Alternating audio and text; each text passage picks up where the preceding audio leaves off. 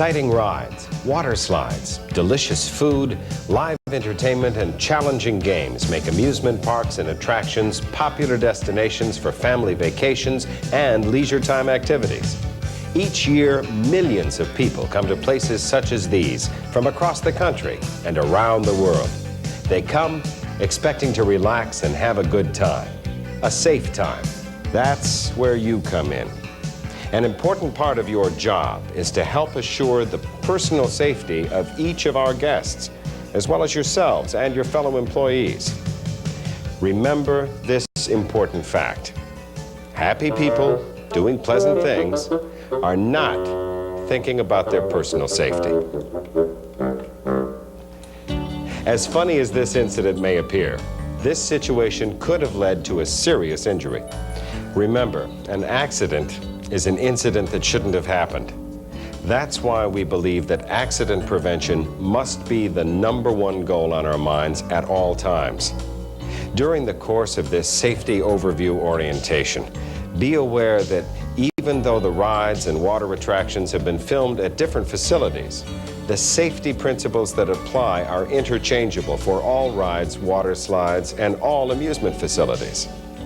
Every employee is not only responsible for enforcing the safety regulations and procedures that apply to their ride, slide, or job station, but also for those that apply to the facility as a whole. Over the years, we've seen guests do some pretty strange and unsafe acts. Some safety concerns resulting from guest actions may best be illustrated by watching a guest named Elwood enjoying his day. Running, jumping on or off a moving ride, sitting on rails or fencing, failure to keep hands or arms inside the ride, overcrowding of seats or other areas, removing safety belts or straps, food or drink at rides, forcing a frightened guest to ride,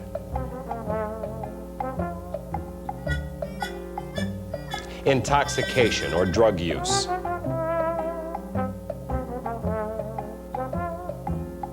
and improper dress, such as no shirt or shoes. The goal, of course, is to have no Elwoods. It's your responsibility to always be alert for and attempt to prevent or correct these actions. A courteous verbal reminder may be all that's needed. In addition to general safety, you as employees are responsible for the safety regulations, procedures, and inspections that apply to your equipment or job station. All safety features must be thoroughly checked and the inspection documented on the appropriate form. All required safety equipment and signs must be in place. All equipment must be test run in all modes of operation before anyone, even an employee, is permitted to ride. To assure the safety of our guests, the smallest malfunction must be investigated and corrected by qualified personnel before operation may continue. It's extremely important to watch small children carefully because these little people do not see the need for caution. Before starting your ride, all attendants must check all safety belts, lap chains, and safety bars. Never rely upon any adult or guardian attending children. You make the check. After you've checked all the seats and before starting your ride, look one more time to make sure no one has moved out of their seat. Operators on children's rides must be very alert at all times. When working on larger rides or water slides with other operators or attendants, you should use the appropriate hand signals to indicate when the final safety check has been made. Many rides and attractions have a height limit for the protection and safety of our guests. So many children think tall, but this doesn't make them big enough to participate. Let's see how an alert operator handles a guest who is too short to ride. Hi there, how are you? Just a minute here, let me check his size. He's not quite tall enough for this ride. There are some smaller rides over in Kittyland that would be perfect. That's okay. He can ride. I'll take full responsibility. I'm sorry, ma'am. We can't change the rules. You need to be at least 54 inches to ride this ride. When interacting with a guest, you should instruct in a calm, sympathetic, but firm tone, using concern and courtesy. Remember, our guests are here to have fun, and they're not thinking about their personal safety. Where a required height is mandatory, tears, bribery, and threats must be ignored. If you have trouble convincing a guest, call your supervisor immediately. One group of guests that require special care and consideration are the handicapped. Where possible, take great pride in accommodating these very special guests to help ensure their comfort and safety. Access to rides and attractions for wheelchair guests will be discussed in your on-site training. But you should remember these important points when dealing with handicapped guests. 1, except for obvious courtesy, you should not assist in moving handicapped guests because each medical situation varies. You haven't been trained as to the proper lifting and carrying for every handicap. 2, some guests may not have the strength to participate alone and should be attended by at least one responsible person who is familiar with their limitations. Even so, if the ride is not suited for them, they should not be allowed to participate. And 3, follow specific procedures as outlined by your instruction manual or supervisor. Signs may inform guests as to the kind of ride they can expect to experience. It's part of your job to help guests make an educated decision as to whether they should or should not participate at a certain attraction. Remember, it's your responsibility to enforce all safety policies and help guests understand them. As employees, you have some other responsibilities as well. First, dress neatly. Guests will relate your personal appearance with safety and your authority.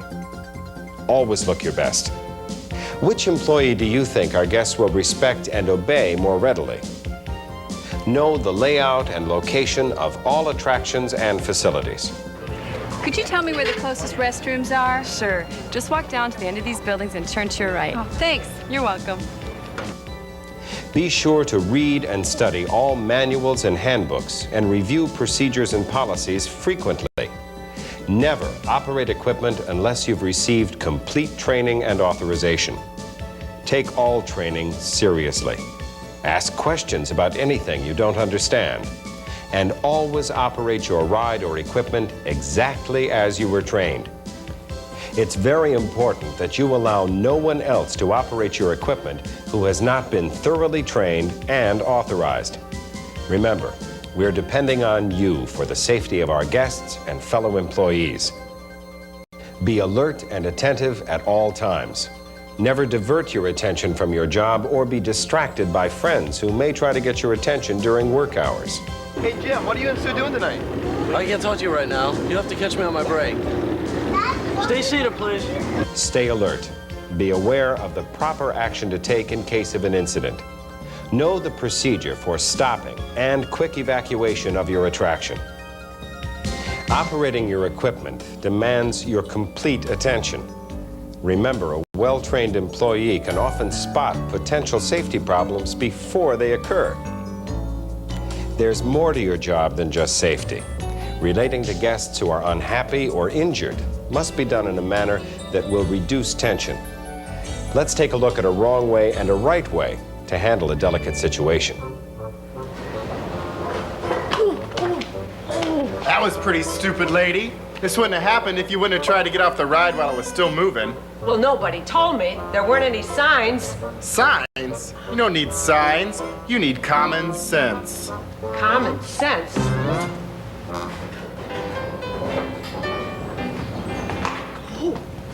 Are you all right, ma'am? Can you walk? That's all right. I think I just sprained my ankle.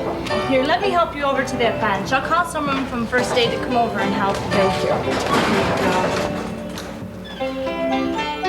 Remember, when relating to guests in any situation, what you say and how you say it can matter a lot in reducing tension, and keeping guests happy. In addition to our guests, you have the responsibility to safeguard yourselves against possible dangers and health hazards. Some general guidelines to follow are: follow all instructions given during your orientation and on-site training. Make safety suggestions to your supervisor. To reduce the chance of heat stroke or exhaustion, make sure you eat properly. Drink plenty of water.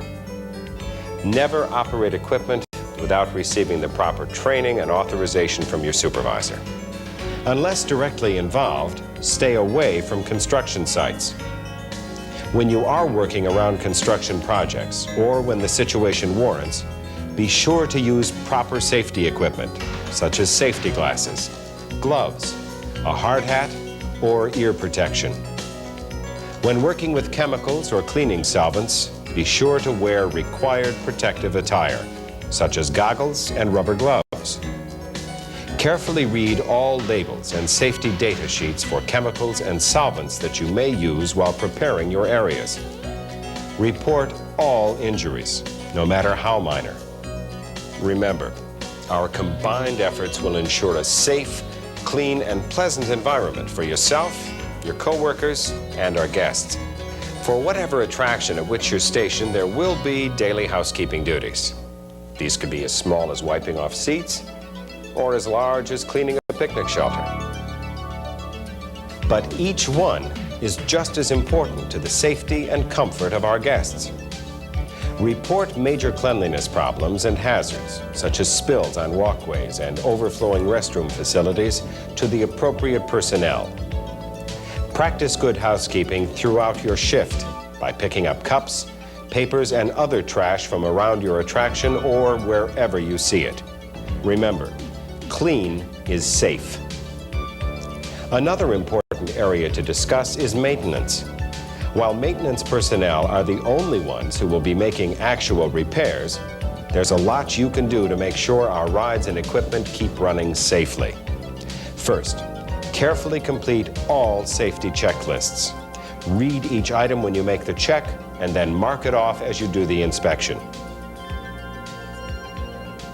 Be especially alert for loose, broken, or missing nuts and bolts, tripping hazards, sharp edges, worn safety straps or seat belts. In addition to the routine inspection, all equipment operators should constantly watch for needed repairs during the day. Immediately report any unusual noises, sharp edges on water slides, or other problems to your supervisor. Every employee, whether operating equipment or not, should look for common safety hazards such as bare electrical wires, or improperly grounded plugs, spilled lubricants, and protruding objects. Never attempt to make repairs yourself. Maintenance personnel are the only ones trained and authorized to make repairs on mechanical or electrical equipment. If you're not trained to make the repair, do not attempt to make it. Emergency procedures for first aid, fires, power failures, and natural disasters must be learned thoroughly. Your quick response could help avoid a serious injury, especially in a major incident. Know the locations of all telephones nearest your workstation. Memorize the important telephone numbers. During an emergency, keep telephone conversations to a minimum so that other calls can be received. Become familiar with the locations and operation of all fire prevention equipment. There are different types of extinguishers for different kinds of fires. Water, CO2, dry chemical, the most common, and halon, which is used for computer or electronic fires. Most extinguishers work by pulling the pin, pressing the lever, and directing the discharge at the base of the flame. Make sure that used or discharged extinguishers are returned to the appropriate department for replacement or refilling. If you work inside, make sure that fire exits are not blocked and that all exit signs are working. You should learn the exact policies and procedures regarding the safe handling of fires. With regard to first aid, know the company's first aid policy. It's a good idea to learn and understand basic methods of life-saving, such as CPR, the ABCs, that is, airway, breathing, and circulation, and the Heimlich maneuver.